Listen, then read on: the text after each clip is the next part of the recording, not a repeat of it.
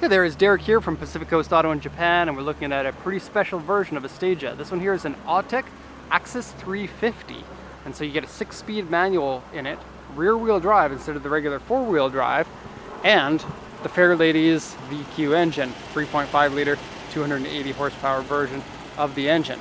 This is really cool. I love fast wagons, and this one being basically a Fairlady wagon or a Skyline wagon is really rad. I love it. So this is fully stock, including the blistered over fenders. Those wheels are the original wheels. And this is a 35 generation. So you know the V35 Skyline, also known as the 350? I don't know, G350? Whatever Nissan called the Skyline outside of Japan. And this one, the Stagea, is called the M35. So it's similar to the V35 Skylines. Very cool. We're going to take a look at the condition of it compared to the auction inspection sheet. The condition of this one's quite good. Rear-wheel drive with the V6 engine, the big V6 engine. It's going to make this a lovely car to drive. I do want to take it for a drive. I am really busy. I might do it anyway. Okay. And so under here it says Advanced Front Midship. Now these usually have a VQ25 turbo engine in them with the 4-wheel drive. This 3.5 is a little bit bigger, so I'm not sure if that is still front midship. I don't know. And then you get a power duct. Everybody wants a power duct. Take a look at that. I think it's just marketing more than anything, but there's your air filter in there. And then the rest of it just comes in through here. So it's like, how much power do you get in your power duct? Okay, let's close the hood here. And I'll switch the engine off. The engine came in hot. I checked the coolant, it looks good. I checked the oil, it looks good. Probably a good idea to change at least the oil. The coolant looks like it's should still be okay for a while. This one has 157,000 kilometers on it, and we have quite the ordeal with this car. We tried bidding on it a lot. The seller didn't want to let it go, and he originally wanted much more for it. We ended up getting it for a smoking deal, and these days smoking deals aren't around every corner like they used to be. So I'm quite proud of getting this car and for the price that we got it for. And for some reason the lights are still on. I must have left those on, pardon me.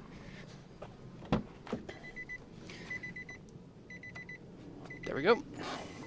Okay, auction inspection sheet, let's have a look at that. And I'll quickly translate this for you from Japanese into English. This one's going to Canada, my home country. So it's a 2003 Stagea Axis 350S. It is an Autech vehicle. Have a look. These wheels say Autech on them. And a lot of people know about the Autech Stageas as being the Skyline GTR version of the Stagea. Those are way, way more expensive than these nowadays because the Skyline GTR is such a special vehicle. But this is, you know, if you want a Stagea, you want a fast Stagea, you can buy 3, if not 4 of these for the same price as the 260 RS. And so good value for money. Maybe a car that hasn't been found by everybody yet and is going to grow into more popularity. Anyway, this is an RA grade. Okay, that means it's been in an accident, has been repaired, but it's been a minor accident. It says 157, 190 at the time of auction. That is the same 6-speed manual as you'll find in the Fairlady and in the Skyline. Comes with AC, leather. I don't think it's real leather actually. Or it might be part leather. I'll show you when we get inside. One part is ripped. TV, power steering, navi, power windows, airbag. They're actually wrong on the TV. You're supposed to circle this if it's an original TV, and this is an aftermarket navi screen in place of the original TV, so it's lost some of the use of the buttons on the dashboard. Original pearl white. Sales points are purchased from user. Kenwood SD Navi digital TV tuner. Recaro seat for the driver and a 6-speed manual. The notes here says 18-inch wheels. That's the original ones. HID lights. That's aftermarket. Half leather seats. Okay, I guess there we go. Half leather seats. Toll collection box. Comes with warranty papers, owner's manual, Navi manual. And it says modifications to the interior are unknown. I actually couldn't find any modifications other than that driver's seat. So that's actually good. Modifications to the interior can be a kind of a scary thing on some cars. So here it says front accident has been repaired, and here's the report section from the auction inspector. It says steering wheel wear, seat side is ripped. That's on the passenger seat actually, not on the driver's seat, which is what it usually is when there's a seat rip.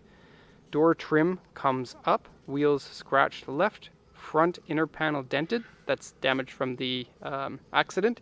They're going to repair the damage, and then when you repair it, not everything is perfect. So if you take a close look, this section here doesn't exactly line up. It is minimal. It is an RA grade.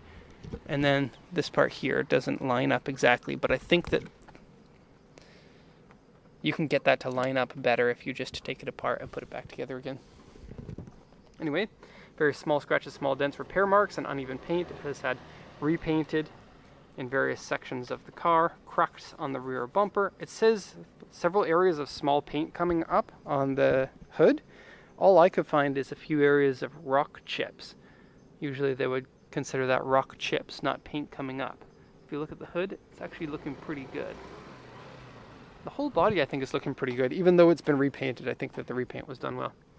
Windshield rock chip scuff on the front bumper. So now we get to see the exterior. I'll just go once around it so you can see it from all different angles. Kind of a sports wagon. And I've always liked the looks of these, especially, you know, between the previous generation to this generation, there was a big step up in the modernness of the looks. And kind of has that bulging fender look that you get from Volvos, with a thin waistline way up here, and then a completely straight back end. That's my favorite kind of wagons. And I'll take any kind of wagons, but that's my favorite. Gives you the most amount of cargo space inside, and the full flat roof. You can put a roof carrier on there. I want this car. Knowing how much we got it for, I'm kind of feeling a little bit of envy here. I don't need to have a Stagea. I don't need all the cars I wish I had. And so I usually don't buy too many cars myself. But I sure would like to have this, even if it's just for a few weeks, to enjoy it. Okay, so we'll take a look at some of the details of the condition here. So headlights have a little bit of like cracking in the lens here. See if you can see that. I think it's a gorgeous looking headlight, and I love how the headlight is tucked behind. See how the grille curves a lot? Even though it's a boxy design, they did a good job of, you know, giving it roundness while at the same time keeping it the shape of a fridge. If you look in here, there's a little bit of the chrome fade on the grille there. There's the rock chips, which I already talked about. The front lip on these Axis version is more aggressive than the natural one, or the original one. I think it could be a little bit more aggressive, but you still want to have that drivability where you're not bottoming out everywhere. These over fenders are special for this version of it. The regular version doesn't have the over fenders. And then we got a crack of the paint right here with some rust. See that? So fix that up. Also, there's some paint cracking in here. Okay, so going down the side, you'll notice that the side panels are all very good. Okay, and then the blacked out B pillar here and C pillar, only on the left side, have some fade in the paint, so you'll see some of the white paint here. And I wish the car were clean, it would look a lot better, but my apologies. This car just came in, and then it's just going out. It'll be here for a day, and I'll take it for a rip. Maybe if Mike comes, we're all working from home at the moment, but if Mike comes, I might drive it with him because he really likes these as well. Okay, so rear bumper here. This is the paint cracks they were talking about. It's actually a crack in the lip. Actually, did they call it paint cracks? I can go check again. But there's those 4. And then there are a few more around here. And then one more over here. Okay, I will come into the trunk later. The trunk opens up as part of the roof there, kind of like the old Honda Accord did that. And the gasket's coming off here a bit, and again up here. So you can get that replaced if you needed to. Going down this side again, it's looking pretty good. Not really anything to complain about. And then the roof racks are sunken in style, so you're really supposed to take these out and get the Stagea specific roof racks. And so you'll have to custom make something if it's not in Japan.